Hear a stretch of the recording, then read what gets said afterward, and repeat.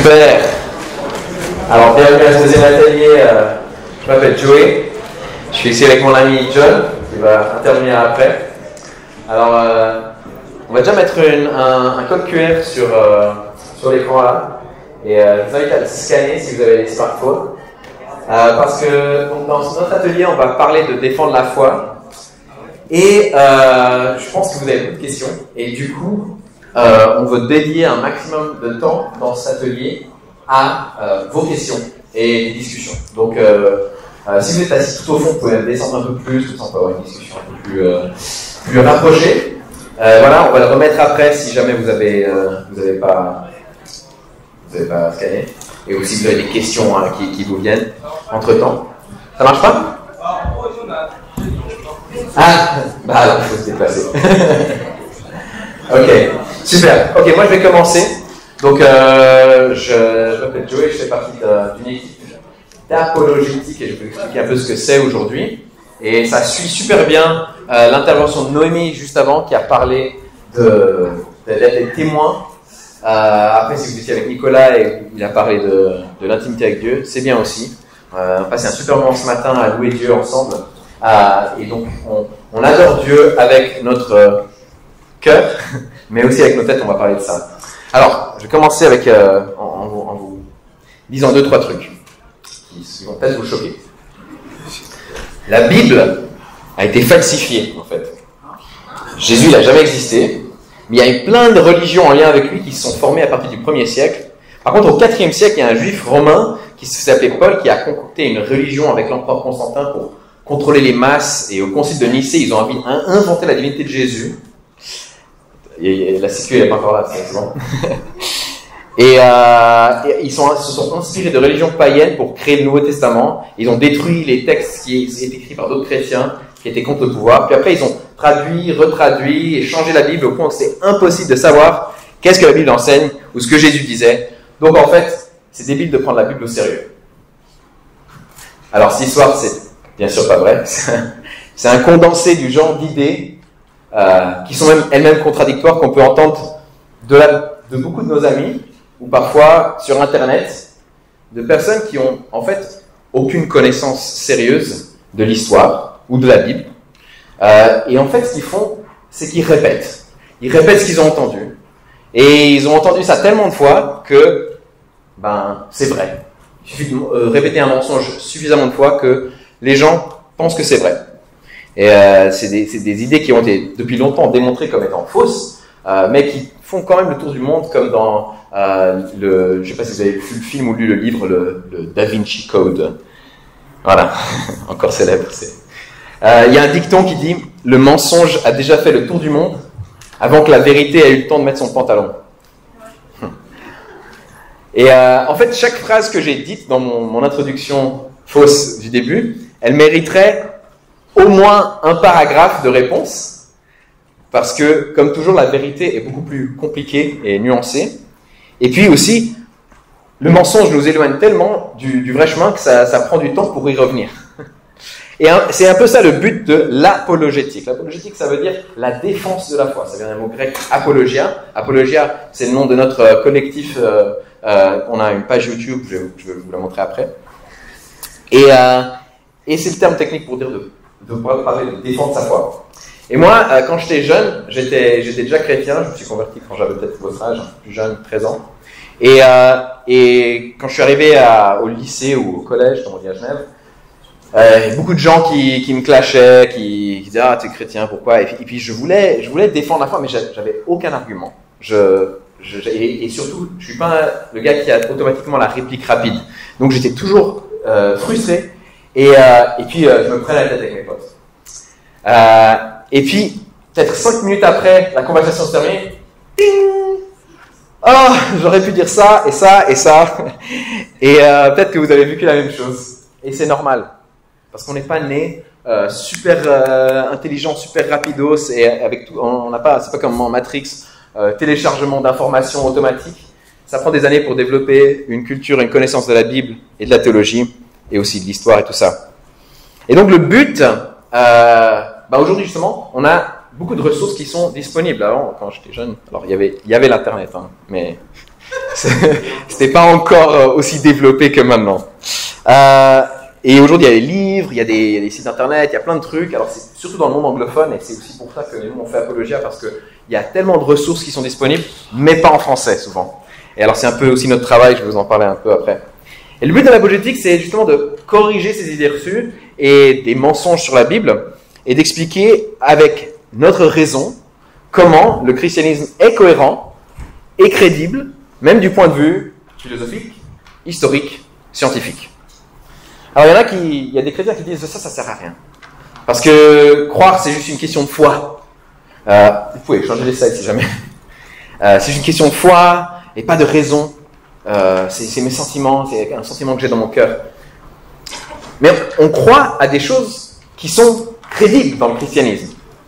Et donc l'apologétique, elle sert à enlever des barrières qu'une personne pourrait avoir vers la croyance.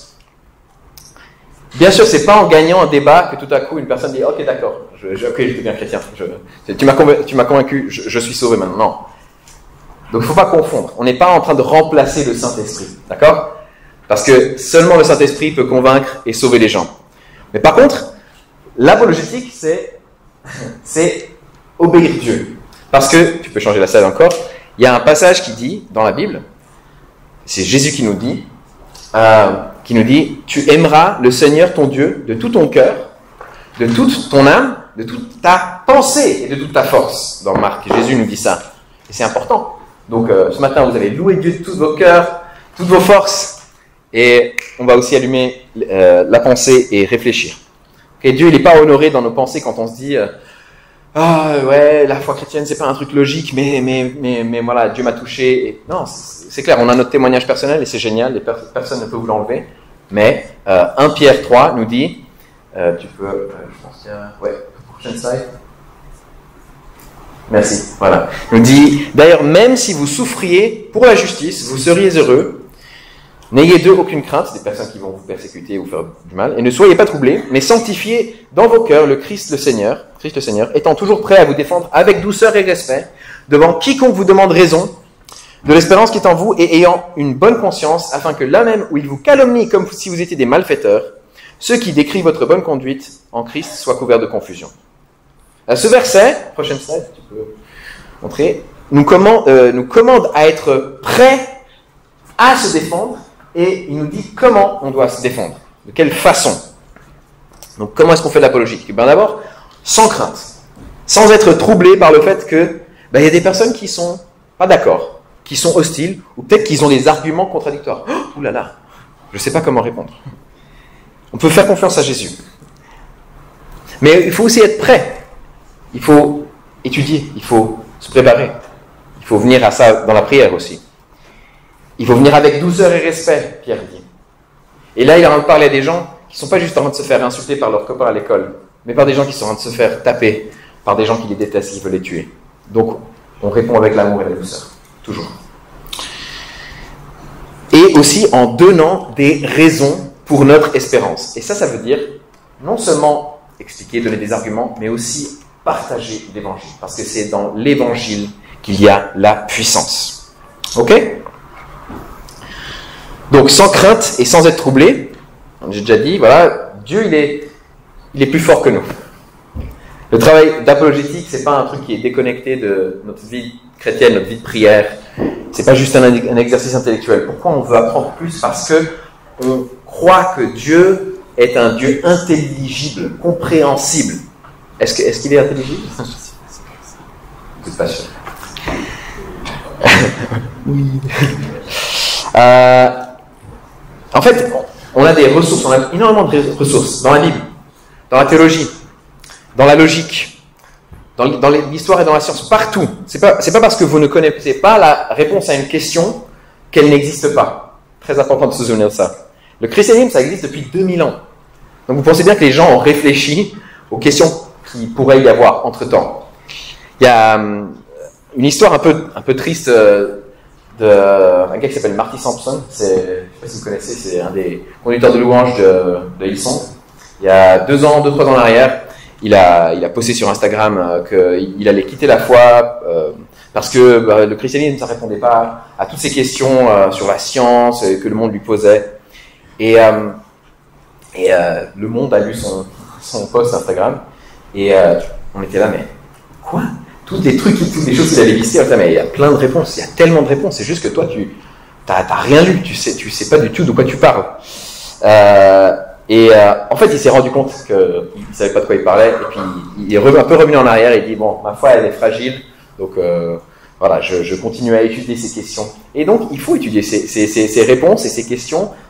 Si vous avez des questions, si vous avez des objections, il faut en parler avec vos parents, vos amis, tout ça, vos leaders, vos pasteurs, parce que il y a des réponses. Il ne faut pas avoir peur de dire, ah, mais je suis pas sûr si je crois, parce qu'il y a ça, il y a ça, il y a ça. Il y a de la place pour discuter de ces choses. Et le christianisme, c'est pas une question de foi aveugle, mais c'est une foi réfléchie et fondée sur la réalité. Il y a des raisons. Okay? Après, Pierre nous dit, il faut le faire avec douceur et respect. Parce que c'est très facile de se prendre la tête avec des amis qui ont juste envie de nous contredire le christianisme. C'est vrai qu'il faut quand même apprendre à quitter les conversations qui mènent à nulle part, parce que la personne n'a juste pas envie d'apprendre, elle a juste envie de vous clasher. Mais il faut aussi apprendre à ne pas être fâché, à pas se mettre en colère. Dieu, en fait, Dieu, il n'a pas besoin de nous pour le défendre. On n'est pas en train de défendre Dieu quand on fait ça. On est en train de défendre notre foi. On est en train de défendre la vérité. D'accord? Dieu, c'est pas un enfant, il n'a pas besoin qu'on le défende. Et si on se fâche, on perd le débat. Automatique. Et puis, souvenez-vous que quand vous débattez avec quelqu'un, déjà, ça pas, comme j'ai déjà dit, c'est pas nécessaire que ce soit quelque chose un clash violent. Mais il y a aussi votre attitude qui va communiquer le message. Et il y a des personnes qui vous observent. Et ils veulent voir si ce Dieu d'amour, il est vrai. Et vous êtes le représentant, vous êtes les ambassadeurs à ce moment-là. Et puis, Pierre nous dit, parler de l'espérance qui est en nous. Il faut qu'on arrive à Jésus. Il faut qu'on arrive à Jésus, parce que la puissance, c'est dans la croix. C'est pas juste dans le argument A plus B égale C. L'apologétique, j'ai déjà dit, ça sauve personne. C'est Jésus qui sauve par le Saint-Esprit.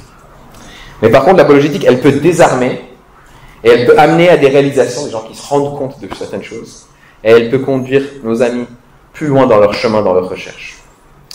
Du coup, si vous voulez défendre la foi, il faut que vous muscliez votre esprit. Alors j'ai appris récemment que ça devient plus à la mode chez les jeunes aussi d'aller à la salle pour se muscler.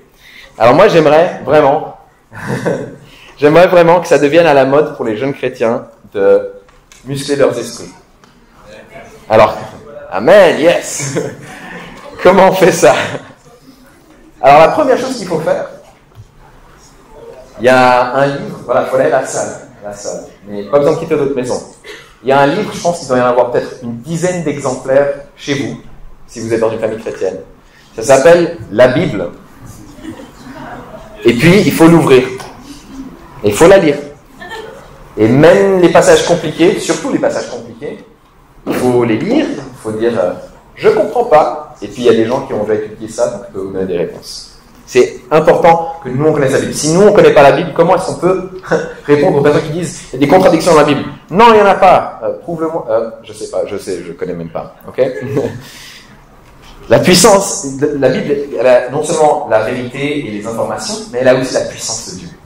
Okay? C'est là où il y a la vérité. Il y a les choses qui nous donnent des outils et de la force pour nous inspirer si nous, notre foi, elle est défaillante, mais aussi pour partager avec les autres. C'est la nourriture spirituelle pour être stable dans la foi. Deuxièmement, il y a la théologie, un truc qui s'appelle la théologie. C'est un gros mot pour certains évangéliques. Mais en fait, chaque fois que vous ouvrez votre bouche pour parler de Dieu, vous faites de la théologie. Sauf que vous la faites mal parce que vous ne lisez pas. Je généralise. Hein. Personne ne soit offensé. Donc il faut voir que Dieu n'est pas un Dieu illogique, c'est un Dieu de logique. Dieu est la base de la logique et de tout ce qui existe. Vous pouvez lire des livres un peu plus difficiles. Voilà, peut-être vous êtes jeune là, j'ai un livre, d'ailleurs je vais en offrir après.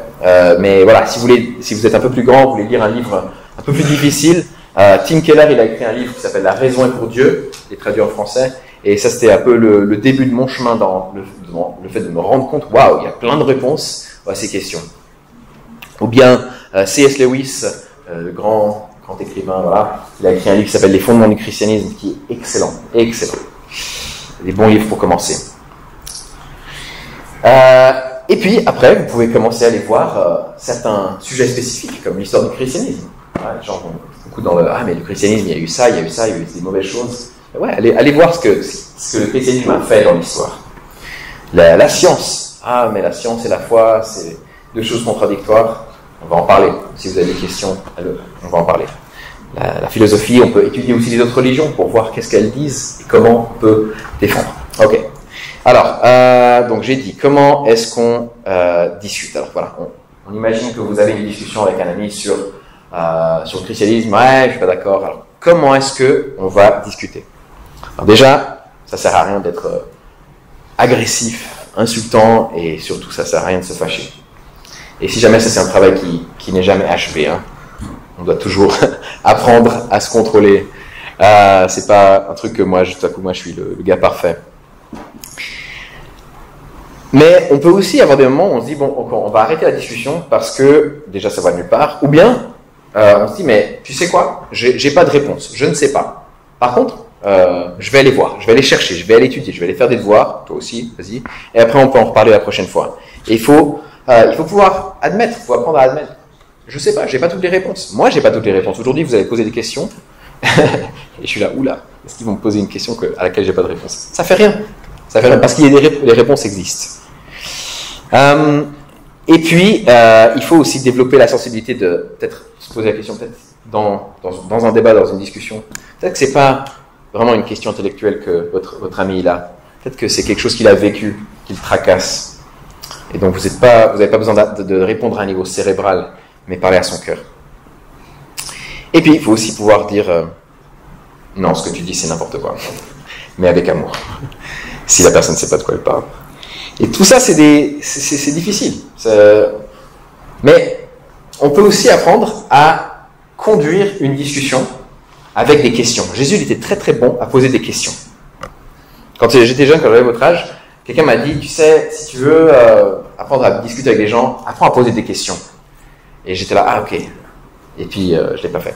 Et plusieurs années plus tard, j'ai commencé à poser des questions et je me suis rendu compte, pourquoi je n'ai pas commencé avant? Pourquoi est-ce qu'on pose des questions dans une discussion? Déjà, on parle à une personne. Et cette personne, elle a des idées propres à elle. C'est pas juste une, athée, lambda, musulman, lambda. Non, tout le monde a ses propres réflexions, son propre vécu. Et chacun a aussi ses propres difficultés avec le christianisme. Et donc les questions, elles permettent de déjà apprendre qu'est-ce que tu crois toi, qu'est-ce que tu comprends du christianisme, ou quelles sont tes croyances. Et aussi, ça permet de garder la discussion ouverte. C'est pas juste j'ai une réponse, j'ai une réponse, j'ai une réponse. C'est qu'est-ce que tu en penses, toi. Et ça permet aussi de voir à vous, les apologètes en herbe, où est-ce qu'il y a des idées reçues qu'il faut corriger. Et parfois, la bonne question peut même montrer à la personne avec qui vous discutez qu'elle n'a même pas réfléchi à ces choses, ou que sa position n'est pas entièrement cohérente. Par exemple, si quelqu'un vous dit « Ah, la Bible, elle est pleine de contradictions », on peut lui demander comment tu es arrivé à cette conclusion. C'est une super question. Elle fonctionne dans plein de situations. Prenez note. C'est d'ailleurs une question que Greg Koukl, il en parle dans ce livre Tactique. Ce livre a été traduit par John. Il n'est pas encore sorti, mais il va bientôt sortir. Et il utilise ces deux questions générales. Il dit qu'est-ce que tu entends par ça, par exemple, et comment es-tu arrivé à cette conclusion. C'est les deux questions super. Parce qu'elles obligent la personne à définir ses termes et à montrer son raisonnement. Donc, quand on demande à l'interlocuteur ce qu'il croit et comment il arrive à cette croyance, on montre les réflexions, mais aussi les expériences de la personne. D'où est-ce qu'on vient? Où est-ce qu'on va? Qui sommes-nous? Quel est le sens de la vie? Comment est-ce qu'on sait ce qui est bon ou mauvais? Comment est-ce qu'on sait ce qu'on sait? Ça, c'est des questions qui parlent de notre vision du monde. Et elles nous aident à comprendre l'autre, quelle est sa perspective, et à mieux se connaître. Et le christianisme, il a des réponses à toutes ces questions-là. Est-ce que vous les connaissez? Ça, c'est la question. Alors, je vous ai tenu un peu en haleine avec mon intro, donc je vais vous donner une réponse rapide à toutes les bêtises que j'ai dit au début. Et après, je vais passer le micro à John, qui va parler d'un des points les plus importants de la foi chrétienne, c'est la résurrection de Jésus. Et après ça, on va interagir avec vous, et on va voir le genre de questions que vous avez envoyées, ou bien, si vous voulez, il y aura un micro qui va tourner, on peut interagir. Donc, on peut remettre le code QR. Voilà. Et donc, je vais juste, pour faire court, Jésus a existé, si jamais. C'est d'ailleurs un des personnages les mieux attestés du 1er siècle. Ce qui est vraiment impressionnant parce que c'est une personne qui venait pas d'une famille importante. Alors oui, descendant de David, n'est-ce pas? Mais dans l'Empire romain, il était personne. Les évangiles du Nouveau Testament sont écrits par ses disciples, ou ceux qui ont connu ses disciples. Paul, il est un converti du 1er siècle, des premières années de l'Église. Il persécutait les chrétiens, mais il s'est converti. Ça, même les théologiens athées croient ça. Paul était un persécuteur et il s'est converti. Les chrétiens, dès le début, ils adoraient Jésus comme Dieu. On peut le voir dans la Bible, d'ailleurs. Et ils nous ont transmis, à travers leur rédaction, leur copiage de textes, des copies fidèles du texte biblique dans son ensemble. Le Concile de Nicée, cette grande bête noire que certains sortent, le Concile de Nicée, en fait, c'est arrivé dans l'an 325, et c'était après que l'empereur Constantin s'est converti. Il est devenu l'empereur. Et il a réuni les leaders d'église de toutes parts de l'Empire pour régler un débat théologique qui avait été causé par une innovation. L'innovation, c'était que Jésus n'était pas Dieu. Les chrétiens croyaient depuis le début que Jésus était Dieu. Et puis le concile a rejeté avec une majorité écrasante cette idée, à plus de 90%, voire 99%, qui enlevait à Jésus son éternité.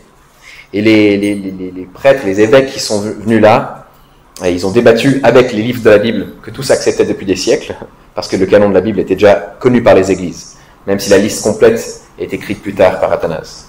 Donc, déjà au IIe siècle, il y a des listes canoniques qui incluent presque tous les livres du Nouveau Testament et qui excluent les faux évangiles écrits par des sectes. Et puis la Trinité, elle est enseignée par la Bible et le terme est utilisé pour la première fois au IIe siècle pour décrire ce que la Bible enseigne sur Dieu. Et si vous avez des questions sur ça, Quichotte qui vous explique tout, et on peut en parler dans la dernière partie. Alors voilà, je vais passer le micro à John.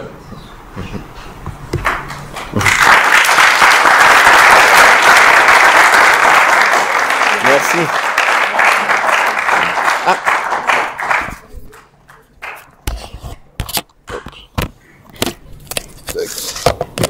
Salut tout le monde. Bon, c'est super d'être là. Moi, je suis de Lyon, donc je suis même pas de Genève. Et je suis venu ici aujourd'hui sur l'invitation de Joé pour partager un petit peu avec vous sur la résurrection de Jésus. Mais avant ça, je voulais juste vous partager pendant quelques instants juste mon témoignage personnel sur l'apologétique. J'ai grandi dans une famille chrétienne, donc je suis un peu comme Obélix, je suis tombé dedans quand j'étais petit. Et j'ai appris beaucoup de théologie à l'église. Donc j'ai beaucoup appris sur les vérités sur Dieu, sur ce que la Bible nous enseigne sur Dieu, sur l'arche de Noé, sur les choses comme ça. Mais quand je me suis retrouvé plus dans mon adolescence, et puis après, même dans ma jeune vie d'adulte, je me suis retrouvé face à des gens qui étaient des athées convaincus, qui ont commencé à me dire, non mais John, tu crois pas toutes ces histoires quand même, c'est du mysticisme, c'est des belles histoires qui ont évolué dans le temps, qui n'existaient pas dans les premiers écrits. On ne peut pas croire la Bible, comme Joël disait, ça a été une traduction d'une traduction d'une traduction d'une traduction. Donc en fait, ce que tu penses lire aujourd'hui, c'est pas du tout ce qui a été écrit à l'époque. Et je vous avouerai que je me suis retrouvé face à pas mal de questions comme ça, où je ne savais pas comment répondre. Je suis rentré chez moi, j'étais dépité. Et j'ai eu une période de ma vie où j'ai eu des gros doutes. J'ai gardé un peu ma foi, mais ma foi, c'était plus une foi de cœur qu'elle n'était de ma tête. Et j'avais un peu ce concept que, en fait, pour avoir la foi, on doit mettre un peu son cerveau de côté. On doit mettre un peu l'intelligence de côté pour être croyant. Et c'est là où, en creusant un peu, donc un effort personnel, j'ai découvert l'apologétique. Alors j'ai l'avantage d'être anglais d'origine, donc je parle français-anglais comme je pense énormément d'entre vous. Et on a la chance que dans le monde anglo-saxon, il y a des ressources énormes sur l'apologétique. Et j'ai découvert donc quelque chose qui m'a passionné, et j'ai découvert toutes les réponses à toutes les questions que j'avais, et même plus encore. Et j'ai découvert qu'en fait, tant qu'on creuse et qu'on cherche la vérité, eh ben on trouve toujours Jésus au bout. Et donc c'est ça où je vais vous encourager. On n'est pas dans une foi ou une religion où on vous dit non, surtout pas, allez pas vous renseigner en dehors des 3 livres que je vous ai dit, ou du site internet que je vous ai référencé. On vous dit allez chercher partout. Parce qu'en fait, si la vérité elle est vraie, en fait vous tomberez toujours sur la fin si vous avez une quête qui est réelle, personnelle et qui est honnête. Et donc voilà, donc c'était pour vous partager un peu ça. Et donc nous, ce qu'on cherche à faire avec Apologia, c'est de vous mettre un petit peu ces ressources que nous, on a trouvées dans le monde anglo-saxon, et puis aussi des trucs qu'on a développés nous-mêmes. Et on s'est dit, tiens, on va les traduire en français, on va aussi essayer de parler de sujets peut-être qui touchent surtout la francophonie, tous les pays francophones. Et donc voilà, c'est pour ça on a démarré Apologia avec Joey et puis un groupe d'autres amis, et on touche aussi pas mal de sujets liés à l'islam, les témoins de Jéhovah, les choses comme ça. Donc c'est pas juste pour vous parler si vous êtes des athées, mais ça peut aussi être si vous avez des potes qui sont musulmans et qui vous sortent des choses, on peut aussi vous alimenter un peu sur ces réflexions-là. Donc ça c'est juste pour mon petit témoignage. Et je voulais vous poser une question, c'est est-ce que vous êtes justement vous aussi déjà retrouvés dans une situation où vous étiez un petit peu désemparé, vous ne saviez pas comment répondre à la personne qui vous a sorti un truc et vous a dit ouais, je sais pas. Et c'est pas facile. Et en fait, dans la résurrection, le truc qui est intéressant avec la résurrection, c'est que c'est pas quelque chose de commun. D'accord ? C'est pas un truc où je dis oui, la résurrection, non mais ma tante elle était morte il y a 2 semaines, en fait elle est revenue à la vie la semaine d'après, et là elle est en train de me faire bouillir des pâtes, elle est dans la cuisine. En fait la résurrection c'est un truc le commun des mortels, on a l'habitude de ça. Non, la résurrection c'est quelque chose de très particulier, c'est quelque chose qui n'est pas facile à copier, c'est quelque chose qui est pas facile à truquer. On parle pas par exemple de quand David Copperfield il a fait disparaître la Statue de la Liberté devant un énorme public. Et tout le monde se dit, waouh!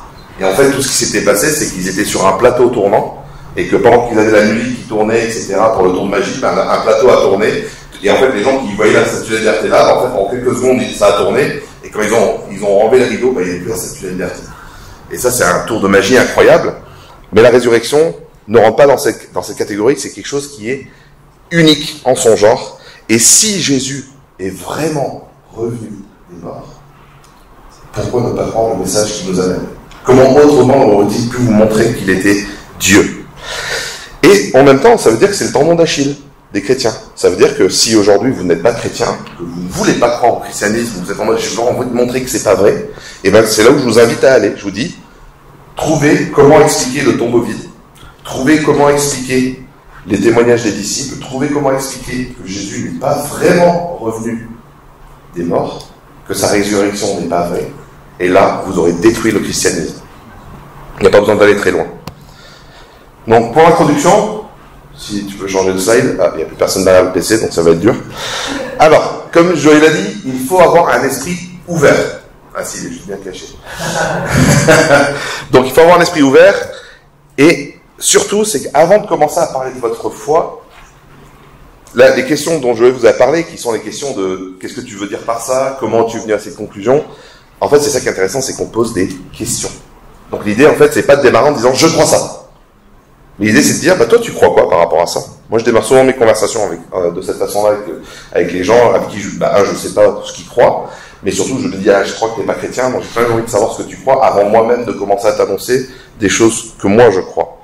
Donc on démarre avec une conversation, et on démarre une conversation avec une question, et pas avec une conclusion. Et je pense qu'on fait souvent cette erreur-là. Et il faut faire attention à tout ce qui vont être nos présuppositions. Parce que ça nous pousse vite à une conclusion, et des fois on ne veut pas entendre l'argument de la personne opposée parce qu'on est tellement dans notre tunnel. Donc ayez un esprit ouvert à ce niveau-là. Et comme Joël l'a aussi dit, soyez diplomate. Il n'y a rien de pire que de parler avec quelqu'un qui se fiche de ce que vous pensez, et qui veut juste vous mitrailler de ce que lui il pense. Soyez aimable, soyez courtois. Essayez de gagner la personne et pas forcément de gagner l'argument. Et si je peux vous donner un objectif simple dans l'apologétique, et ça sort du livre aussi de Greg Koukl qui s'appelle Tactique, qui est un livre vraiment intéressant et important dans l'apologétique parce qu'il vous donne des tactiques de discussion. C'est chercher juste à mettre un caillou dans la chaussure de la personne avec qui vous parlez. Parce que vous avez déjà marché avec un caillou dans votre chaussure. C'est pas très agréable, on est d'accord. Et en fait, l'idée, c'est de juste en mettre un petit caillou pour quand ils partent de la discussion, ils se disent, en fait, ce qu'il m'a dit par rapport à ça, c'est, j'arrive pas, ça me gêne, et c'est ça, c'est en faisant ces choses-là que les gens vont commencer à penser à autre chose. Et donc moi, je me concentre beaucoup sur les athées dans mes discussions, parce que justement, vis-à-vis de la résurrection, ils vont juste tout simplement dire, non mais c'est bon, la résurrection, c'est un truc de fou, ça n'existe pas, c'est jamais arrivé, moi j'en ai jamais vu, donc je n'y crois pas. Et j'en dis, en fait, plutôt que de s'attaquer tout de suite à la résurrection, est-ce que les miracles sont même théoriquement possibles? Donc je dis, bon, regardons un peu la Bible pour déjà voir si la Bible peut être cohérente avec des miracles. Et moi je les amène tout de suite au premier verset de la Bible. Parce que je me dis, comment, quitte à démarrer quelque part, on démarre avec le premier verset. Quel est le plus grand miracle de la Bible? Alors, malheureusement, je vous ai déjà mis à l'écran, mais c'est pas grave. C'est la création. On peut penser à plein d'autres miracles, mais le plus grand, c'est que tout est apparu de rien. On a le temps, l'espace et la matière qui ont tous les trois, si je peux me permettre de le dire, démarré en même temps. Donc pour ceux qui sont très scientifiques, vous pouvez vous appuyer sur la théorie de la relativité d'Einstein, qui justement explique comment le temps, l'espace et la matière sont toutes les trois liées. On ne peut pas avoir d'espace sans temps, d'avoir de matière sans espace, parce que si on a de la matière sans espace, où est-ce qu'on va la mettre? Si on a de la matière et de l'espace sans temps, quand est-ce qu'on va la mettre? Les trois sont intrinsèquement liés. Et si on prend le premier verset de la Bible, au commencement Dieu créa les cieux et la terre, on a au final le Big Bang, au commencement, donc c'est le démarrage du temps. On a Dieu créa les cieux, donc les cieux c'est l'espace, et Dieu créa la terre, la matière. Donc au final, si déjà le premier verset de la Bible peut être juste, et que le plus grand miracle dont parle la Bible peut être juste, au moins on peut dire que tout le reste, ça peut être possible. Voilà. Donc là, je vous ai fait en vraiment très rapidement ce qu'on appelle l'argument cosmologique, qui est souvent appelé aussi l'argument de Kalam, ou l'argument de la cause première, qui est de dire en fait tout ce qui a un commencement a une cause, et tout ce qui a une cause a un effet premier, et qui est quelque chose d'immatériel, et cette cause première est Dieu. Mais ça, je ne rentre pas trop dans le détail, parce que le but là, c'est de vous parler de la résurrection. Donc on va regarder un petit peu les faits qu'on a par rapport à la résurrection. Quand je dis les faits, c'est des choses qui aujourd'hui ne sont pas remises en question, autre que par des gens qui ne savent pas de quoi ils parlent. Ce qui peut être le cas de certains de vos amis, ça peut être le cas de certains d'entre vous, qui se disent non mais moi en fait Jésus de toute façon on ne sait même pas s'il a vraiment existé. Alors je peux vous dire que les historiens sont tous d'accord, sauf peut-être une exception à la règle, du fait qu'un homme qui s'appelait Jésus a existé autour de l'an, ce qu'on appelle l'an 0, à l'an 30-33. Jésus a prétendu être Dieu. Donc ça, par contre, c'est écrit dans la Bible. Donc là, on se réfère sur les textes bibliques, et je vais revenir après sur pourquoi on pense qu'on peut se fier aux textes bibliques.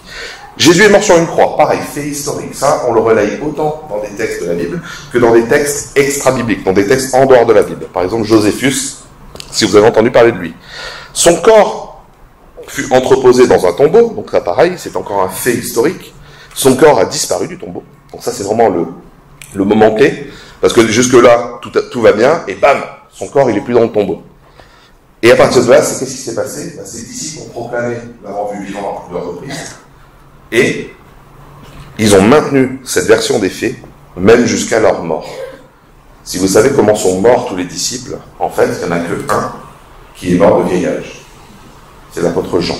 Tous les autres sont morts d'une façon, on va dire, pas très agréable. Crucifiés, lapidés, crucifiés la tête en bas, voilà, plein de façons pas très agréables de mourir, et aucun d'entre eux n'est revenu sur sa version des faits. Et ça, je reviens dessus après, pour vous parler du fait que c'est en fait un détail important. Donc, on peut, passer à la prochaine slide, s'il te plaît. On peut essayer de penser un petit peu, alors, les théories du complot. Parce que, comme je vous ai dit, il faut qu'on explique le tombeau vide. Parce que le tombeau vide, il s'explique soit par une résurrection, soit par, peut-être un évanouissement. En fait, Jésus n'était pas vraiment mort. Et en fait, il est sorti du tombeau en vie. Donc, pas de résurrection. On peut peut-être aussi parler de l'hallucination. Donc, on va parler du fait que, peut-être que les disciples, ils avaient fumé quelque chose ou bu quelque chose, et qu'ils croyaient avoir vu Jésus après l'avoir vu mort sur une croix et mis dans un tombeau, mais voilà, c'était juste une hallucination. 3, ça pourrait être la corruption. Le fait que peut-être que quelqu'un a volé le corps, peut-être que les Romains, les Juifs ou les disciples ont volé le corps, peut-être qu'il y a eu de l'argent en jeu, des soldats qui ont été soudoyés. Ou après, on va regarder les témoignages. En fait, est-ce qu'on peut même se fier à ce que les témoins nous disent. Parce qu'en fait, au final, si je ne peux pas me fier à ce qui vient d'être dit, bah, tout le reste, de toute façon, ça tombe à l'eau. Donc on va aller sur le prochain slide. On va regarder vérité ou mensonge. En fait, on va essayer de répondre, je vais essayer de vous répondre rapidement à ces questions. L'idée, là, c'est juste de vous donner, de vous mettre un peu l'eau à la bouche par rapport à ce que c'est l'apologétique, en vous disant que tous ces points, on peut y répondre, comme Joey l'a dit, hein, c'est un peu des paragraphes à chaque fois, donc je vais quand même essayer d'aller vite, parce que l'idée, c'est de prendre vos questions à la fin, et d'essayer de voir, vous, c'est quoi qui vous perturbe, c'est quoi l'élément où vous dites, moi, j'arrive pas à croire à cause de ça. Donc, on prend le premier, il n'était pas vraiment mort sur la croix. Alors déjà, je vous explique pourquoi c'est pas très crédible ça, parce que la crucifixion, c'était une exécution, l'une des pires exécutions qu'il y a eu dans l'histoire, d'accord, en termes de méthode de mise à mort. Et les soldats romains étaient pas exactement des amateurs quand ils faisaient ça. Et avant d'être crucifié, les écrits historiques nous relayent aussi le fait que Jésus a été battu. Et il a été lapidé, il a été fouetté, il a vécu il a été, moi je vous dirais pas, il a été défoncé par les soldats romains avant qu'il soit mis sur la croix. Et donc il faut imaginer que Jésus, rien qu'au moment où il était mis sur la croix, il était déjà pas dans un très bon état. Il faut imaginer qu'il roulait en scooter, sans casque, sans gants, sans t-shirt, et qu'il est tombé à 80 km/h. Pour vous donner un peu l'idée de dans quel état il devait être Jésus. Et là, après, bam, ils le mettent sur la croix. Et qu'on a des écrits aussi qui nous disent que Jésus a été transpercé. Donc il a eu un coup de couteau dans le côté aussi. Donc imaginez l'état physique du corps de Jésus. D'accord ? Donc, si il n'est pas vraiment mort sur la croix, il y a quand même énormément de choses, et ça voudrait dire qu'après, si tout le reste est vrai, et que les disciples, il est donc descendu de la croix, il n'était pas véritablement mort, chose que croient certains musulmans, notamment les ahmadistes, ou ahmadiens. Et donc ils vont dire, voilà, Jésus n'est pas réellement mort, mais imaginez un peu les disciples qui étaient peureux, parce que vous savez que, vous vous rappelez l'histoire de Pierre, qui renie Jésus 3 fois, vous connaissez le fait qu'ils étaient allés se cacher dans la pièce secrète, parce qu'ils ne voulaient pas se faire attraper par les soldats, ils avaient peur, parce qu'ils ont vu l'homme qui croyait être Dieu mort, et imaginez Jésus qui vient à eux, en mode moitié zombie, moitié humain. Parce que s'il a survécu à la croix, et il a survécu à tout ce qui s'est pris dans la figure juste avant, je peux vous dire qu'il n'était pas fraîchement comme moi joué devant vous aujourd'hui. Je pense qu'il boitait, il était couvert de sang, et là, s'il leur disait « je suis revenu de la mort », je pense pas que vous l'auriez cru. Je pense que vous lui auriez dit « ouais, non, je pense que t'es juste pas vraiment mort ». Et est-ce que les disciples seraient ensuite allés proclamer à tout le monde que il est vivant, il est revenu de la mort? Je pense qu'ils auraient juste dit, il a survécu à la mort, c'est déjà une grosse chose. Donc voilà, faut penser à ce contexte-là. Ces disciples, est-ce qu'ils auraient eu une hallucination collective? En fait, si vous faites des recherches dans tout ce qui est la psychologie, la psychanalyse, etc., vous verrez qu'en fait, dans tout ce qui est des hallucinations, en fait, il n'y a pas de cas d'hallucination collective. Même si on se mettait tous à fumer la même chose en même temps dans cette pièce, ça ne veut pas dire qu'on va voir les mêmes choses. D'accord? Et si une personne ici fume quelque chose, c'est juste elle qui va peut-être avoir une hallucination et qui va voir quelque chose, mais c'est pas pour ça que nous on va tous le voir. En fait, les hallucinations de masse, ça n'existe pas. Ce n'est pas quelque chose que même aujourd'hui on arrive à mettre en place en disant, regardez, il y a 50 personnes, on leur a donné telle drogue ou telle chose, et ils ont tous vu la même chose se passer. D'accord? Donc ça, étant donné que non seulement Jésus est apparu à ses 12 disciples, mais aussi il est relayé qu'il est apparu à plus de 500 personnes, là on parle vraiment d'une hallucination de masse. Et vous connaissez l'évangile peut-être de Luc, donc Luc qui était un peu le détective du Nouveau Testament, qui est le gars qui a dit, moi je vais aller creuser pour aller me renseigner, pour voir si tout ce que vous dites est vrai. Et justement on sait que lui, il allait voir des gens qui devaient faire partie de ces 500. Il a dû leur demander leur avis, et c'est ça qu'il relaye dans son évangile. Ensuite, passons sur le vol du corps de Jésus. Donc ça aurait été pas mal. On peut dire, bon, les Juifs ou les Romains, ils ont dit, en fait, on va enlever le corps de Jésus, et comme ça, on arrête, parce qu'on n'est pas content de la situation. Sauf que, dès qu'ils auraient vu que les disciples commençaient à proclamer que Jésus était vivant, la chose la plus simple pour eux, sont de dire, attendez, tu veux pas aller chercher le corps là qu'on a sorti là avant-hier, parce que là les disciples ils commencent à nous raconter des âneries, donc on va leur montrer le corps, comme ça on met fin à tout. Et pourtant, ils ont essayé, les Romains. Ils ont cherché le corps de Jésus au début. Parce que justement, c'était une révolution qu'ils voyaient arriver. Et ils disaient, non, il faut qu'on arrête cela. Et donc, l'idée que ce soit les Juifs ou les Romains, pas top. Et comme je vous disais, les disciples, c'était pas exactement des gars courageux. Et si on prend les écrits de la Bible, on sait que déjà Pierre, il avait renié Jésus 3 fois. Et on sait aussi que dans Luc 24, que pour voir ce que cela nous dit sur les disciples, lorsque les femmes viennent leur dire que Jésus n'était pas dans le tombeau. En fait, dans Luc 24, 11, quand les femmes viennent le voir en disant que Jésus n'était pas dans le tombeau, en fait, ils disaient, mais vous êtes folle, en fait, on ne vous croit pas, c'est pas possible. Donc il ne faut pas imaginer que les disciples étaient des hommes courageux, pleins de foi, jusqu'au moment où Jésus leur est apparu. Peut-être que les soldats, ils ont été soudoyés. Bon, alors ça, c'est une possibilité, mais sachez que les soldats romains, ils avaient une formation qui était, ils étaient formés un peu comme les militaires aujourd'hui, à des niveaux qui sont très élevés. Et si ils faisaient une erreur dans leur métier, c'était pas juste la petite punition, allez, je te donne une petite tape sur les mains, et puis après, tu vas écrire 200 fois, je ne m'endormirai pas sur mon lieu de travail à l'avenir, et on va considérer que c'est bon. Non. On a quelques cas qui nous sont reliés dans l'histoire de punitions que les soldats romains ont pu avoir. Pour vous en donner 3 comme ça, en 390 avant Jésus. Des soldats s'étaient endormis alors que la citadelle de Rome a été attaquée. Cette garde a été ensuite jetée d'une falaise. Solution simple. 205 BC. Des gardes ont permis que des objets soient volés d'un temple. Donc là on parle juste de vol d'un temple. Ils ont eu le choix entre rembourser 2 fois la valeur des objets ou la mort. Aussi, plutôt pas mal.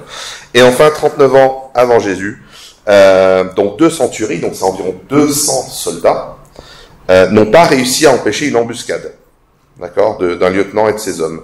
Un soldat sur 10 au hasard a été exécuté. Donc, imaginez que les 2 soldats qui devaient garder le tombeau de Jésus, et à qui on avait dit très spécifiquement, vous gardez ce tombeau pendant 3 jours. Parce que le gars qui est dedans, il avait dit, avant de mourir, qu'il allait sortir 3 jours plus tard. Donc vous avez 3 jours, vous le surveillez, 24 sur 24. Donc les soldats qui disent, ok, j'ai pris 50 € pour les laisser passer, ils n'allaient pas avoir beaucoup de temps pour les dépenser, les 50 €, je peux vous dire ça. Ensuite, est-ce que l'histoire a été rajoutée des siècles après? Donc ça, c'est un peu la discussion que je vous disais tout à l'heure. La Bible, elle est passée de main en main. Elle a été traduite et retraduite et retraduite. Et il y a d'énormes erreurs qui sont dedans, des erreurs innombrables. Ça, je vous en parle un petit peu après, des erreurs. Mais d'abord, c'est est-ce qu'on peut faire confiance au fait que ça a été écrit déjà proche des événements? Parce que ça, c'est un événement qu'on va sortir. On va dire que la Bible, elle a été écrite des centaines d'années après la mort de Jésus. Et donc, c'est des fables, c'est de la mythologie. Et donc, on va regarder là, rapidement, un timeline que je vous ai préparé sur les faits historiques qu'on a. Alors, on sait que Jésus a accompli son mystère dans les ans 30-33. Enfin, il a fini son mystère dans les années 30-33. Et on sait dans l'an 70, on a la destruction du temple de Jérusalem. D'accord? Donc, là, j'ai 2 dates, c'est des faits historiques. Ce qu'on sait aussi, c'est que Jacques, Pierre et Paul meurent entre les années 61 et 64. Donc, c'est-à-dire que si quelque chose a été écrit déjà par l'un d'entre eux, ça a certainement été écrit avant. Mais surtout que ceux qui ont dû écrire les textes, donc le temple de Jérusalem, imaginez, je pense que bon, la plupart d'entre vous sont peut-être nés après cela, mais vous connaissez l'histoire de New York, avec les 2 tours jumelles qui ont été écrasées, qui ont été dans lesquelles les avions sont rentrés et les tours ont été démolies. Imaginez de demander à un New-Yorkais qui vivait en 2010, en 2020, de parler de choses relayant la ville de New York et qui ne vous mentionne, et qui vous parle des 2 tours comme si elles existaient toujours. En disant, ouais, hier, je suis allé prendre des photos, je suis allé sur le plateau le plus haut de la tour jumelle, et j'ai fait ça. Vous direz, attendez, le texte, il ne doit pas dater d'aujourd'hui, parce que s'il dit qu'il a fait ça, c'est que ça date d'avant 2001, quand les tours jumelles sont tombées. Et donc, ça peut pareil avec le temple de Jérusalem. C'est que la destruction du temple, c'est quelque chose d'énorme pour les Juifs. D'accord? Et le fait qu'aucun texte qu'on a du Nouveau Testament ne mentionne cela, ça veut dire que ces textes-là doivent être écrits avant la destruction du temple. Donc, et vu que certains textes mentionnent Jacques, Pierre et Paul en étant en vie, en disant j'ai parlé avec Jacques, ou j'ai parlé avec Pierre, j'ai parlé avec Paul, en mode ils sont encore en vie, ça veut dire qu'ils doivent être écrits avant. Et donc l'évangile de Luc, on le place avant le livre des Actes, parce que le livre des Actes fait référence à l'évangile de Luc. Parce que vous voyez comment nous on arrive à prendre l'histoire et à dire, en fait regarde, les évangiles ils ont été écrits moins de 30 ans après les faits. Alors 30 ans vous pouvez penser que c'est long, mais en fait c'est pas si long ça d'un point de vue historique. C'est pas long. L'Iliade d'Homère a été, les derniers écrits qu'on a sont arrivés 600 ans après la mort de la personne, de celui qui les a écrits. Donc, continuons. Vraiment, tac. Et maintenant, peut-on vérifier ce qu'ils nous ont dit? En fait, comment on peut se fier à un texte? On se dit, bon, alors ce qu'on va faire maintenant, c'est qu'on va regarder peut-être par rapport à Luc. Luc, en plus, il voulait mettre plein de faits historiques pour avoir de la confiance. Je vous parle de New York, je vous parle des tours jumelles qui n'existaient pas, ou qui existaient encore. Donc là vous savez, bon, il a écrit avant 2001. Je vous parle de la pizzeria qui était dans la rue Antoine Dupont, qui faisait les meilleures pizzas de la ville, et que mon meilleur pote de l'époque, il s'appelait Thierry.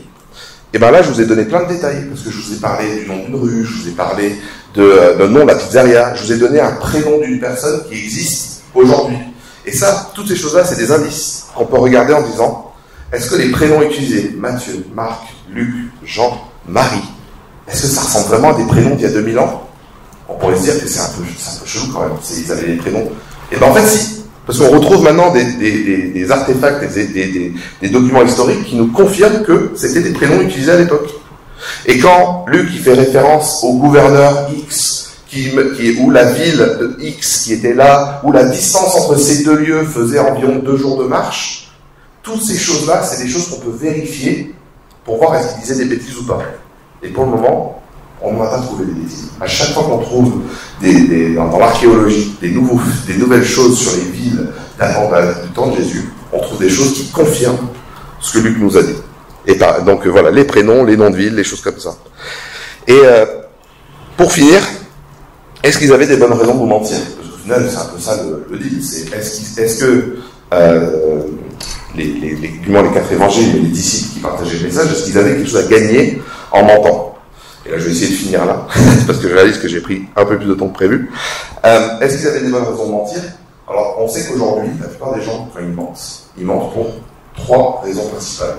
Quand ils veulent gagner quelque chose, ils veulent soit du pouvoir, soit du sexe, soit de l'argent. C'est les 3 raisons principales du mensonge. Et bien sûr, après, il y a la version du mensonge qui est « je veux me sortir d'un problème », d'accord? Mais ça, c'est une autre catégorie de mensonge. Là, on est dans la proclamation d'une vérité. Donc, étant donné que tous les disciples sont morts de façon horrible, qu'ils ne sont pas morts dans la richesse, ou ils n'ont pas vécu dans la richesse, qu'ils proclamaient un message de Jésus qui était de dire que l'adultère, c'était de regarder une femme avec le désir. D'accord? C'est pas aujourd'hui on dit pas toucher ça compte pas, ou pas si ça compte pas. Non, c'est juste le fait de penser dans sa tête à l'autre personne de façon sexuelle, c'est commettre l'adultère avec cette personne. Et ça, c'est le message que proclamaient les disciples. Donc est-ce que vous pensez que, en parallèle, ils étaient en train d'essayer d'attraper autant de femmes ou autant d'hommes qu'ils voulaient? Je ne pense pas. J'ai plein d'autres éléments à vous dire, mais je vois que l'heure tourne et j'ai dépassé le temps. Donc ce qu'on va faire, c'est je vais juste vous lire une petite citation qui est...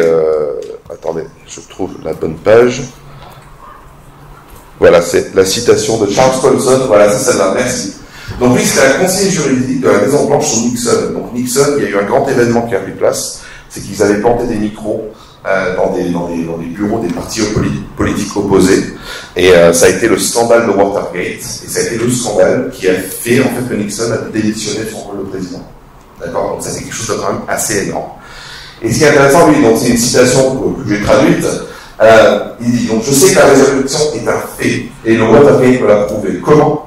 Parce que 12 hommes ont témoigné avoir vu Jésus ressusciter des morts, puis ils vont proclamer cette vérité pendant 40 ans sans jamais la nier. Chacun d'entre eux a été battu, torturé, lapidé et emprisonné. Ils n'auraient pas supporté cela si ce n'était pas vrai. Le Watergate a impliqué 12 des hommes les plus puissants du monde. et ils n'ont pas pu garder un mensonge pendant 3 semaines. Vous me dites que 12 apôtres ne pouvaient pas garder le mensonge pendant 40 ans, c'est absolument impossible. Donc ça répond juste à l'aspect de est-ce qu'ils pouvaient tenir ce mensonge. Et vous allez peut-être me dire, ah oui, mais attends, dans l'islam, il y en a qui se font sauter, qui commettent la djihad, ou qui vont faire des choses comme ça parce qu'ils ont la foi que. Mais là, les témoins, les disciples ne sont pas morts parce qu'ils avaient foi que Jésus était vivant. Ils ont dit, j'ai vu Jésus vivant. C'est pas la même chose. Moi, si tu me dis, crois en fait que Jésus était vivant, aujourd'hui, c'est de la foi. D'accord? Mais eux, c'était pas de la foi. C'était proclamer quelque chose qu'ils avaient vu, qui était véritable et vrai. Ils disent, non, je l'ai vu avec mes yeux. Et s'il n'y en a aucun d'entre eux, sur les 40 ans, qui renie la moindre chose, donc il n'y a aucun enregistrement historique, aucun texte dans lequel on retrouve quelqu'un qui dit, alors Pierre, juste avant son exécution, il a levé les mains, il a dit, bon les gars, en fait, c'était pas vraiment vrai ce que je vous ai dit tout à l'heure, il y a moyen qu'on annule ce que vous vous apprêtez à me faire? Non, il n'y en a aucun. Donc voilà, donc c'était juste la petite citation pour finir, et on va peut-être inviter maintenant les questions. Donc si on peut peut-être remettre le code QR sur l'écran.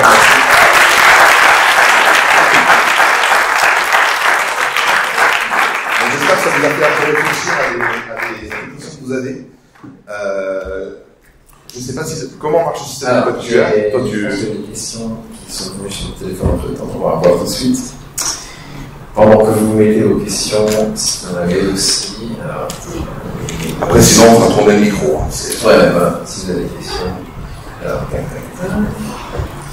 Et alors, est-ce qu'il y a. Sinon, on peut en faire 3 ou 4. Ouais. Ok, alors ouais, on a déjà des questions, super. Alors, juste avant qu'on aille dans les questions, j'ai quelques petits trucs à partager, surtout sur ce livre-ci. Alors, voilà, un autre livre que John a traité. Applaudissements.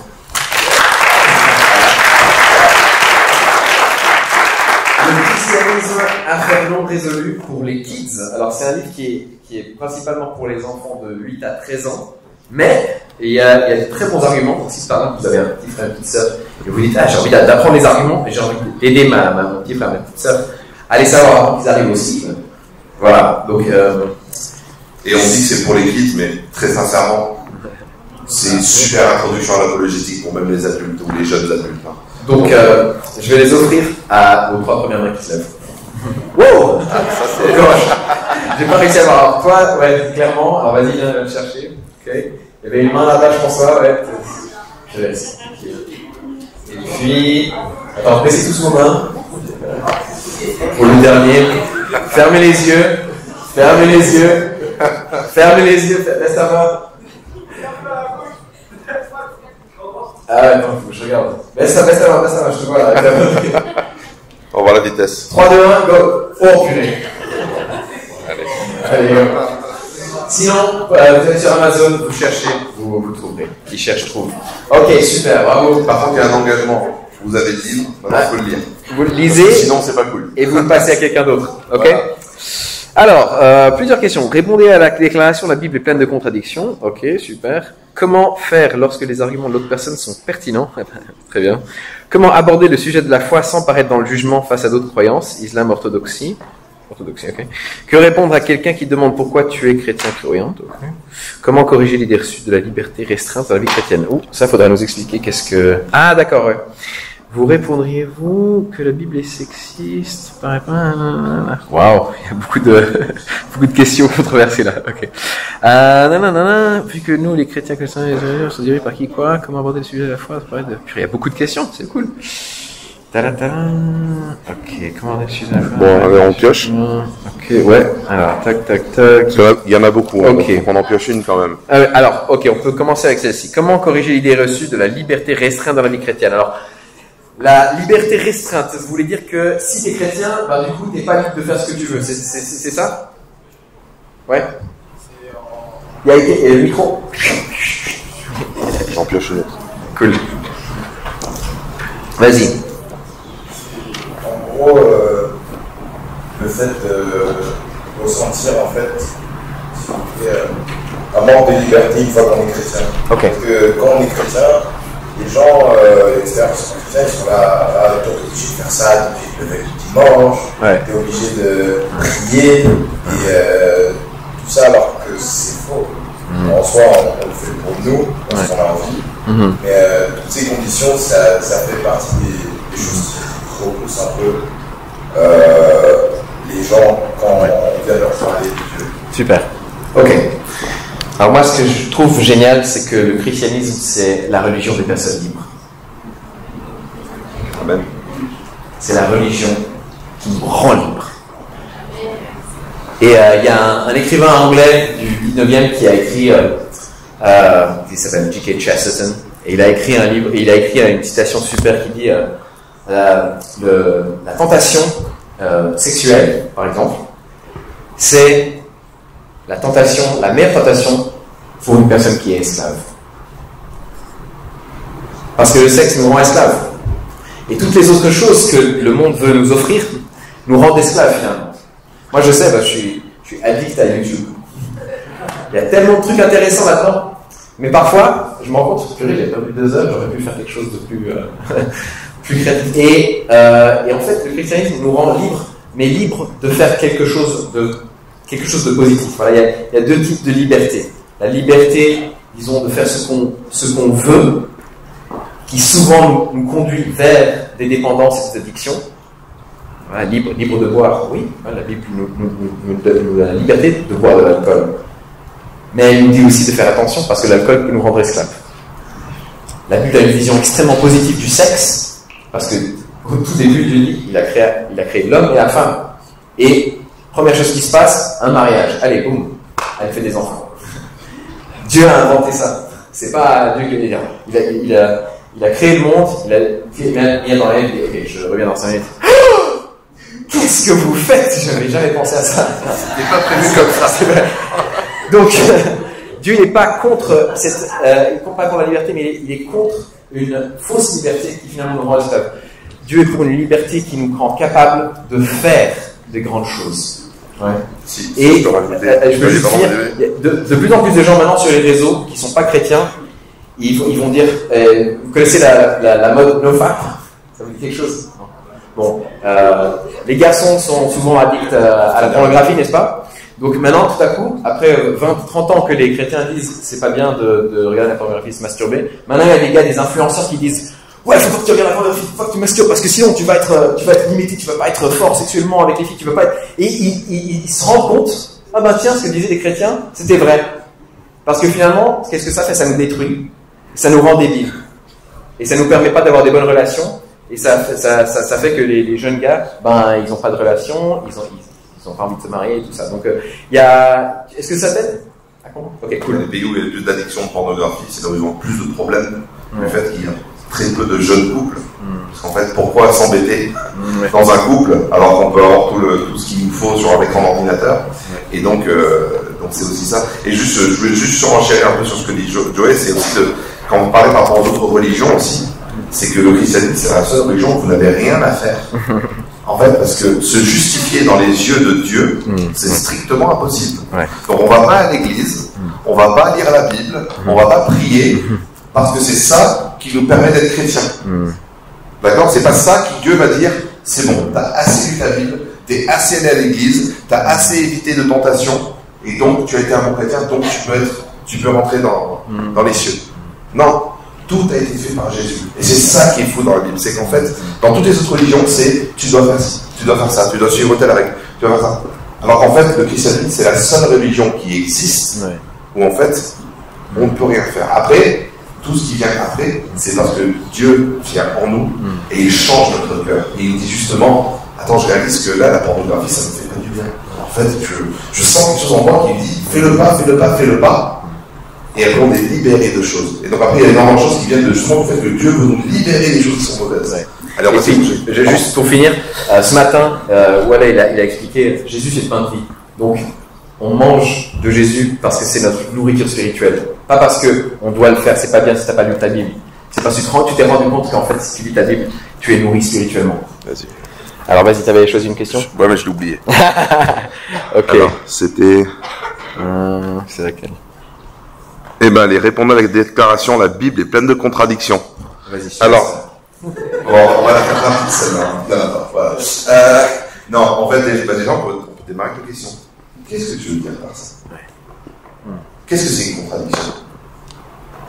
Et donne-moi un exemple, en fait, qu'on puisse regarder l'exemple spécifique de cette contradiction. Est-ce que quelqu'un en a eu? Vas-y. Dans l'Ancien Testament, on dit qu'il y a plein de restrictions par rapport à la viande. Et dans le Nouveau Testament, après, il y a Paul, je crois, qui reçoit une vision, ou avec la nappe. Oui, qui dit qu'on peut manger ces aliments si péché. Ok, super. Tu vas y répondre ou j'y vais? Ok. Donc, l'Ancien Testament et le Nouveau Testament, en fait, le mot testament, ça fait bizarre parce qu'on n'utilise pas ce terme. C'est l'ancienne alliance et la nouvelle alliance. Donc, il y a plusieurs alliances dans la Bible, même dans les textes de l'Ancien Testament, il y a plusieurs alliances. Il y a celle avec Noé, et ensuite celle avec Moïse. Voilà. Et dans chaque alliance qu'il y a avec Dieu, il y a des règles alimentaires qui vont avec. Ouais. Au moment où la loi de Moïse est donnée, il y a cette compréhension. Alors là, on est en train de faire la théologie, on est en train de non seulement avoir lu la Bible, mais réfléchir à ce qu'elle contient. Dans le système mosaïque, il y a les sacrifices. Ouais. On tue les animaux, et puis on les mange. Et ça, c'est notre façon d'être pardonné, réconcilié avec Dieu. Cette idée que les animaux meurent pour nos péchés, en fait. Donc c'est toujours un point vers Jésus, n'est-ce pas? Et du coup, quel genre d'animaux est-ce qu'on mange? On mange des animaux qui sont purs. Okay, ils ne sont pas purs dans le sens où ils ne sont jamais sales.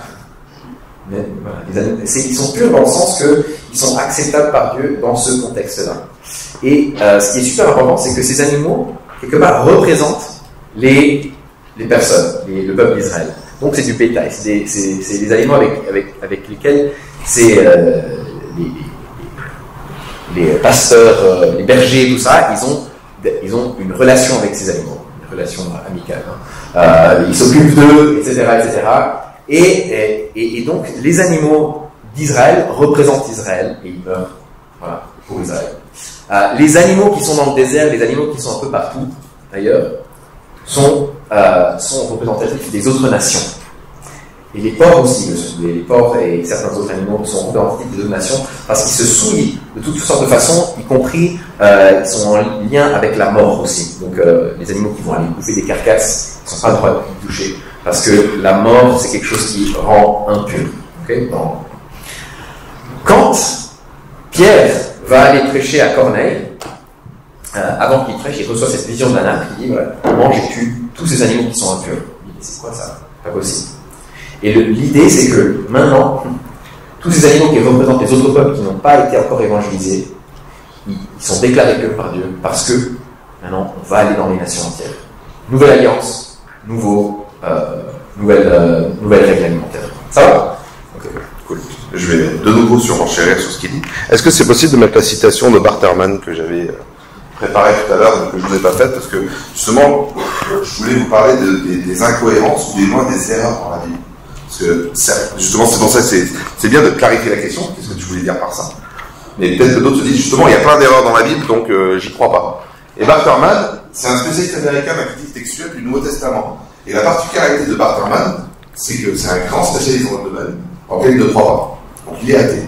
Il ne croit pas que Jésus est mort pour nos péchés et que c'est en lui que nous sommes sauvés. D'accord? Donc je m'en sers comme référence pour dire qu'on a une référence qui est quand même pas très biaisée par rapport à ce sujet.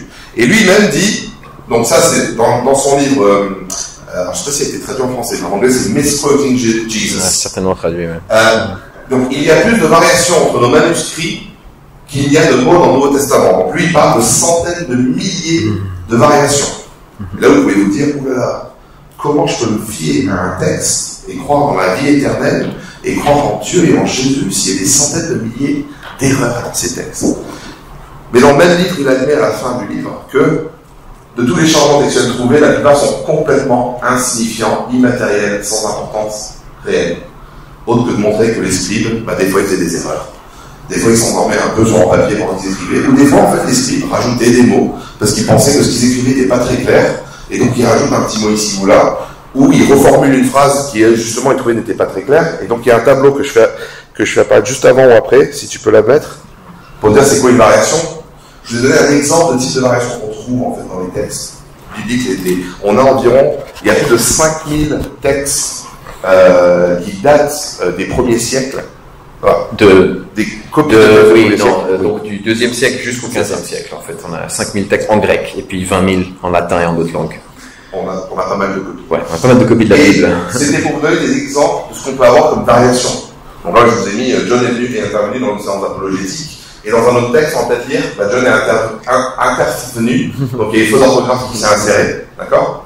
Sur le 3e, il a décidé de reformuler. En fait, le script 38, il a dit, ouais, moi je trouvais ça mieux de dire que l'un des intervenants, c'était John. Et à la fin, il y en a qui dit, attends, moi dans ce texte-là, je vois qu'en fait, trois lignes plus tard, il parle de Joey. Donc en fait, moi je vais juste mentionner le fait qu'il y a Joey aussi. Et donc là, on peut dire que c'est des variations, que c'est des erreurs, etc. Et en fait, il y a du moins, quand vous allez entendre parler de gens qui vont parler de centaines de milliers d'erreurs dans la Bible, en fait, sachez que la plupart, c'est ce type de choses. Et après, il y a des éléments qui sont théologiques. Donc là, ta question, c'est d'ordre théologique. Donc là, ça peut être que, attends, Dieu, il a dit ça à cet endroit, et là, il dit autre chose. C'est comme dans le tombeau. Quand Marie va dans le tombeau, elle voit combien d'anges? Parce que selon qui on dit qu'il y a un ange, et dans un autre texte, on parle de 2 anges. Sauf qu'en fait, quand on le lit comme ça, moi, je pourrais dire qu'aujourd'hui, je suis venu ici, et j'ai parlé avec une personne. J'ai pas dit que vous n'étiez pas là, j'ai dit que j'ai parlé en particulier avec une personne. Donc c'est pas faux de dire que j'ai parlé avec une personne. Mais par contre, je peux aussi clair en disant, oui, en fait, il y avait 200 personnes dans la salle. D'accord? Les deux ne sont pas forcément en contradiction, ils peuvent aussi se complémenter.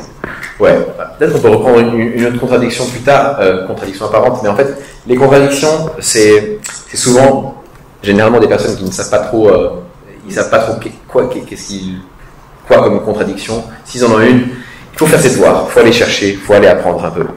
Il y a tellement de questions, il faut qu'on avance. Il y avait...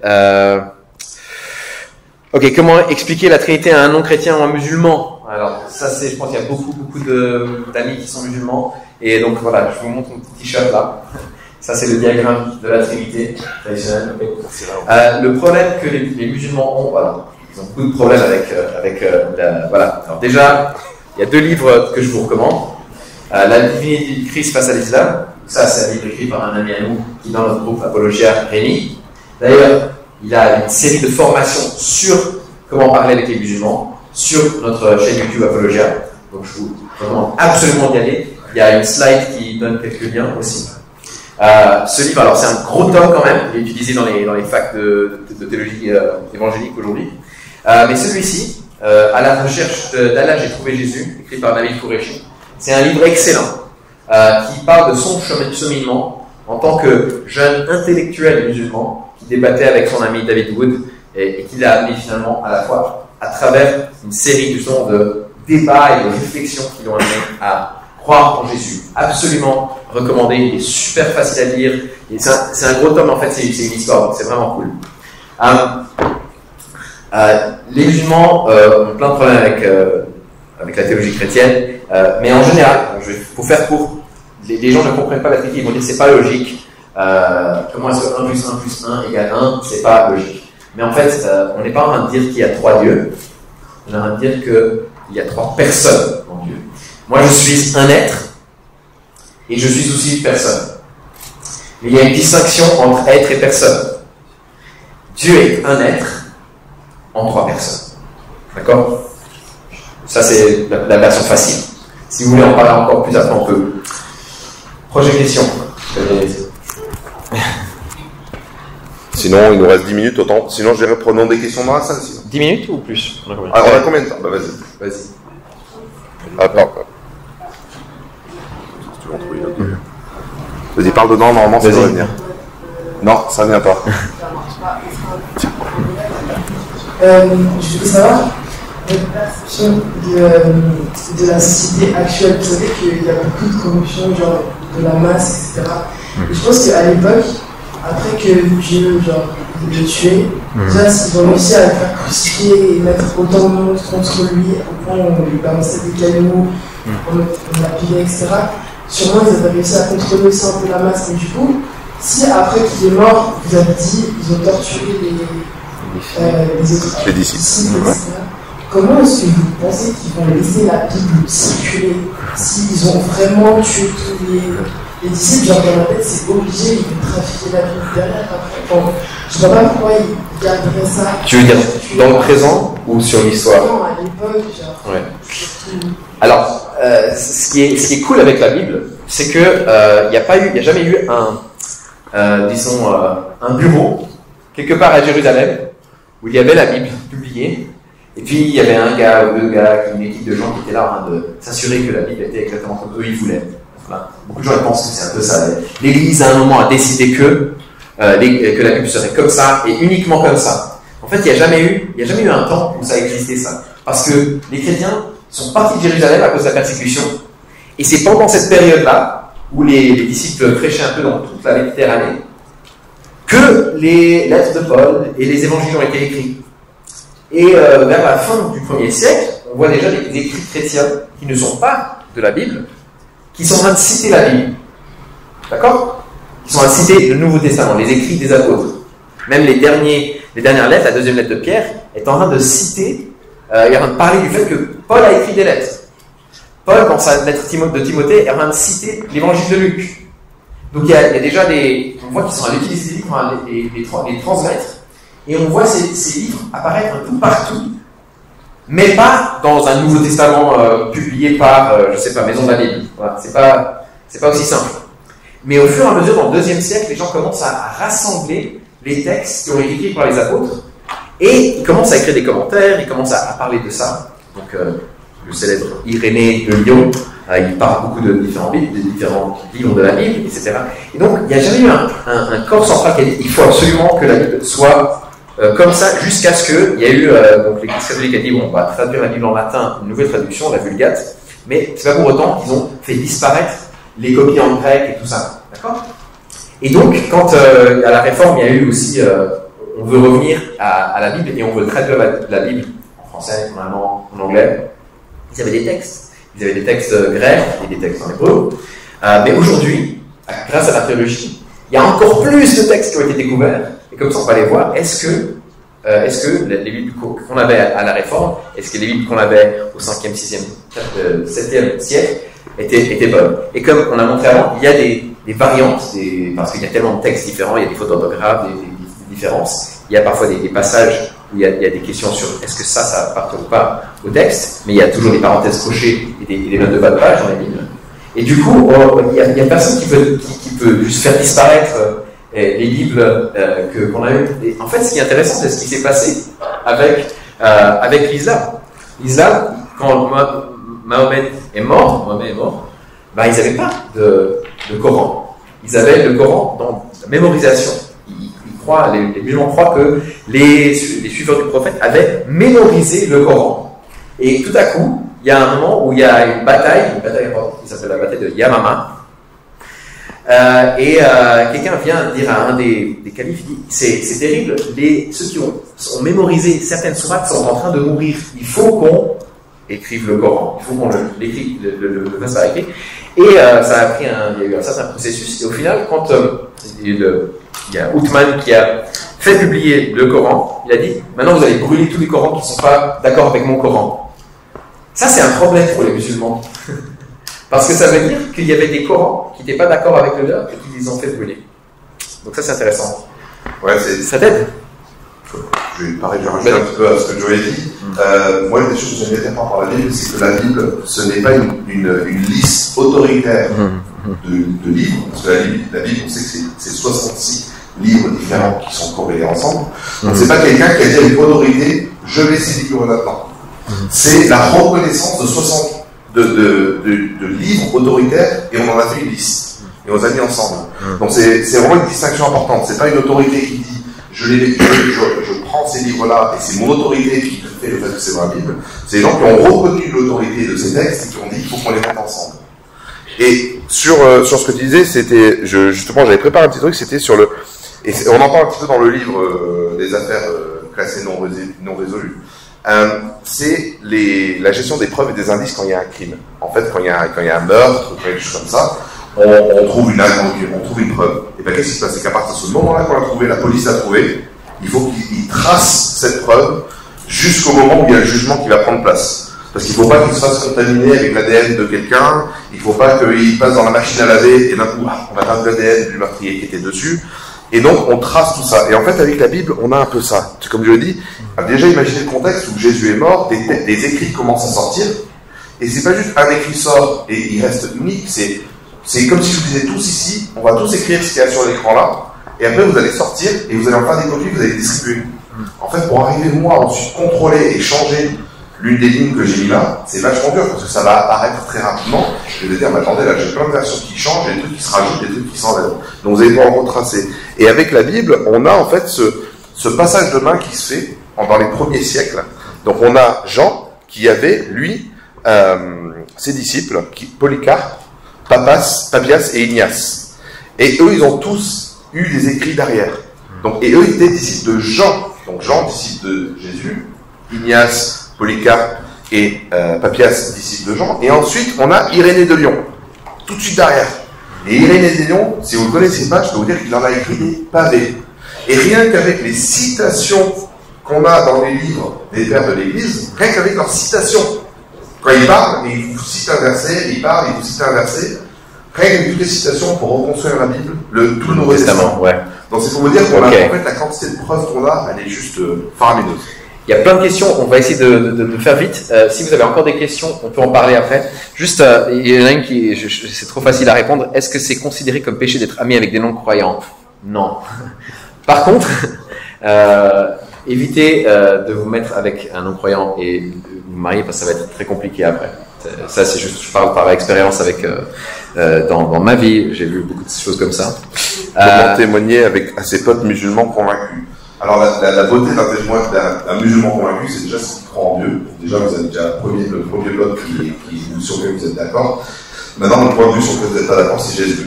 Et pareil, je vous dirais toujours, on revient à Jésus. Comment les musulmans expliquent tout tombe vide? Et en fait, il faut leur demander de creuser ce sujet-là avec vous. En fait, de dire, bah, toi, tu l'expliques comment? Peut-être qu'ils sont ahmadiens, et ils vont dire, ah bah non, Jésus n'est pas vraiment mort sur la croix, en fait, il est parti suivre un ministère en Inde, etc.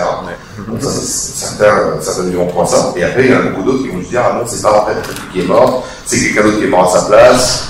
Mais voilà, c'est vraiment ce point de vue-là où vous pouvez discuter en mode, oh, on est un peu d'accord sur le reste, donc maintenant, en fait, on se concentre sur la chose qui nous divise et comment on l'explique. Il faut avoir des conversations.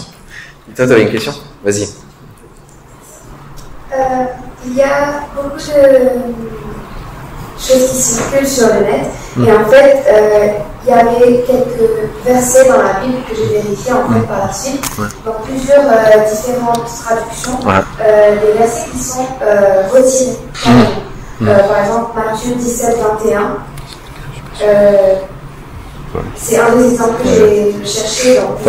Bon, là, on parle de critique textuelle, donc c'est un peu ce qu'on disait avant. Il y a des textes, par exemple, qui ont été reçus dans la transmission du texte byzantin, ça devient un peu compliqué, qui, par la suite, quand on a retrouvé des copies plus anciennes, on s'est rendu compte qu'il y avait eu des ajouts, mais des choses assez insignifiantes. Disons que les ajouts plus importants, c'est devant 1 Jean, cette formule trinitaire qui a été ajoutée, qui n'était dans aucun des anciens textes. Et puis la fin longue de Marc, c'est une question de débat, est-ce qu'elle était là ou pas.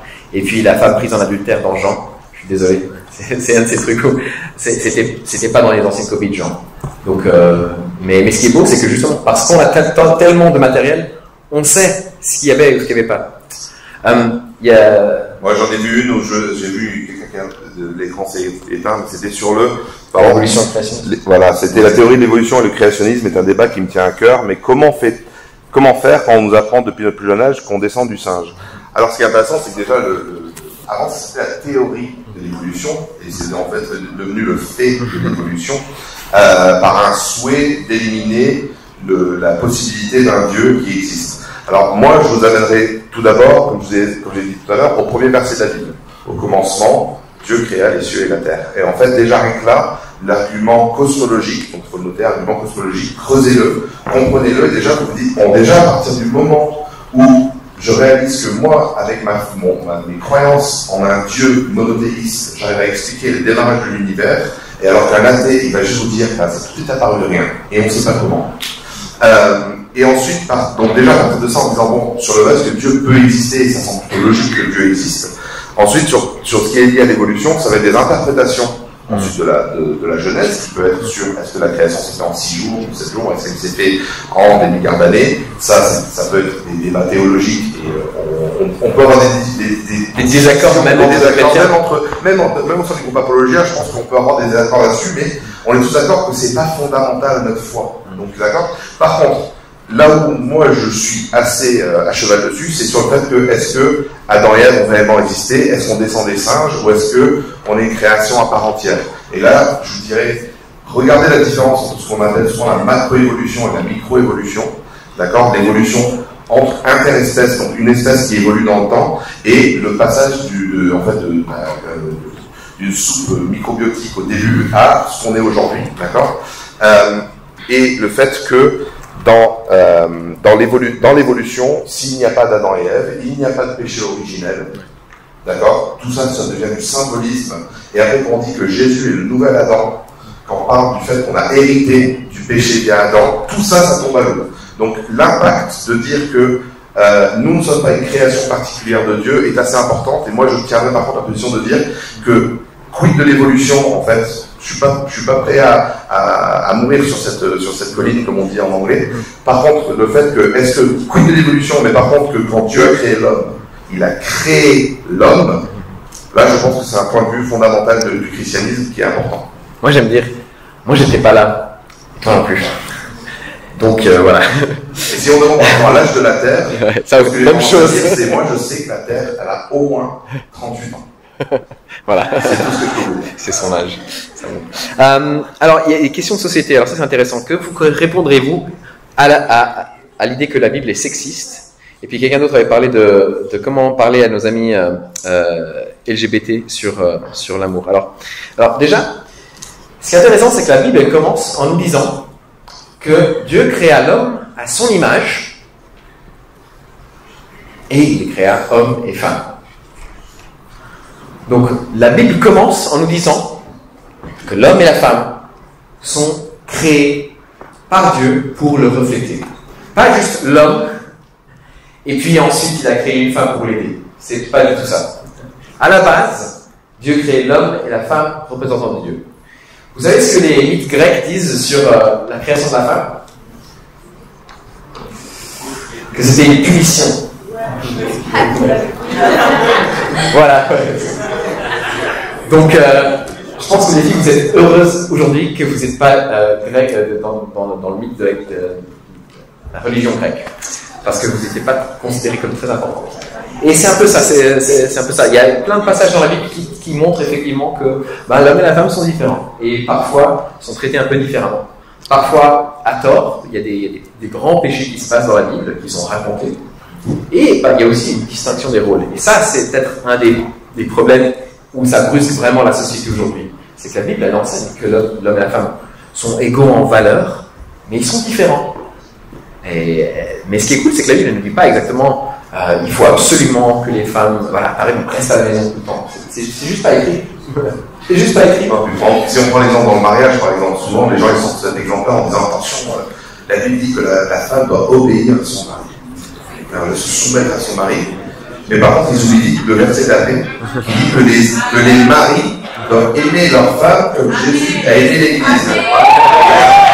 Alléluia! À partir du moment où moi je peux aimer ma femme, prêt à donner ma vie pour elle, est-ce que je ne vais pas lui mettre ses désirs, ses souhaits, son avenir à elle devant le mien? Et donc en fait, il y a un équilibre parfait dans ça, mais on ne se trouve que quand on prend les deux versets ensemble et pas juste le premier. Ouais. Après, pour les questions LGBT, vous savez que la phrase de slogan LGBT aujourd'hui, c'est Love is love. L'amour, c'est l'amour.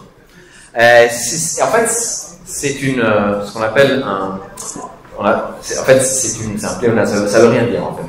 Parce que tu ne peux pas définir un mot par le même mot. C'est pas possible. Dire le racisme, c'est le racisme. Donc, cette chaise, c'est une chaise. Ça ne m'explique pas plus ce que c'est. Et pour nous, on croit que Dieu nous explique ce qu'est l'amour. Il nous a défini l'amour. Et il nous l'a montré en envoyant son Fils mourir sur une croix. Alors que ce que les gens veulent dire par l'amour souvent, c'est le plaisir sexuel, c'est l'attirance sexuelle. Et ça, c'est pas l'amour. C'est pas l'amour. La Bible fait une distinction assez claire en disant qu'est-ce que l'amour quand Paul en parle dans 1 Corinthiens 13. Amen. Amen. Je pense qu'on nous invite à terminer. Ah bon, ok. Alors, si vous avez encore des questions, venez nous en parler. Et j'ai vachement envie, j'ai vachement aussi envie de prier avec des gens si vous voulez recevoir de la prière. Et j'avais juste une chose pour finir. J'avais l'impression, alors que je louais ce matin. Et n'hésitez pas si vous voulez nous envoyer un mail, vous avez des questions C'est particulières, clair. par exemple, à voir aujourd'hui et que vous êtes trop dans la tête, vous dites j'ai besoin de réponse. C'est le site internet, c'est apologia.fr, c'est équipe@apologia.fr. On est 5 ou 6 à avoir accès à la boîte mail, donc généralement on vous répond assez vite. Vous laissez un commentaire, vous l'êtes sur TikTok aussi, Apologia Crew. Juste, je pense qu'il y a une personne peut-être, ou plusieurs personnes dans cette salle, qui ont été blessées ou déçues par leur leader de groupe de jeunes. C'est possible. Je ne sais pas si c'est le cas. Et que vous vous dites du coup, ben voilà, j'ai été blessé, j'étais déçu par ce leader, et du coup je crois plus trop en Dieu. Et en fait, je suis désolé, mais c'est pas logique. Parce que c'est pas parce que les leaders sont mauvais qu'il n'y a pas le bon Père dans les cieux. Dans la Bible, Dieu met le roi dans la Bible pour représenter ce qu'il est censé être. Le roi d'Israël est censé être le représentant de Dieu au peuple pour se comporter parfaitement bien. Je ne sais pas si vous avez vu, les rois d'Israël ne sont pas des grands exemples. Mais ça veut pas dire que le Dieu qui est derrière eux n'est pas prêt. Et toi, tu avais une super image. Ouais, cette image que je donne souvent aux gens, c'est que je leur dis, moi, je ne crois pas. En fait, moi, dans ma vie, j'ai vu tellement de mauvais pianistes que moi, je ne crois pas que Mozart, il a existé. Ou je ne crois pas que Mozart, il existe. Et en fait, je prends plein de gens qui se mettent derrière un piano et qui jouent du Mozart, que ça ne veut pas dire que Mozart va exister. C'est pareil de dire, je ne crois pas que les coiffeurs, ça existe. Parce que j'ai vu plein de gens mal coiffés dans ma vie. D'accord? C'est pas parce qu'on voit des mauvais chrétiens qu'il n'y a pas un bon Dieu qui est derrière. Donc, si ça c'est vous, vous êtes déçus, je prie avec vous, d'accord? Juste prier, Seigneur, je te remercie pour ce temps, je te remercie pour toutes ces personnes, je te remercie pour toutes les questions qu'ils ont, et je te remercie parce que toi tu as les réponses. Et je te remercie parce qu'il y a plein de ressources disponibles, et je te prie qu'ils puissent partir affermis dans leur foi, confiants que tu es vrai. Seigneur Jésus, que tu es sorti de la tombe, que tu es ressuscité, Amen. que tu as apparu à plus de 500 personnes à la fois, et que tu règnes aux cieux maintenant. Je te prie de toucher les gens de ton amour maintenant. Amen.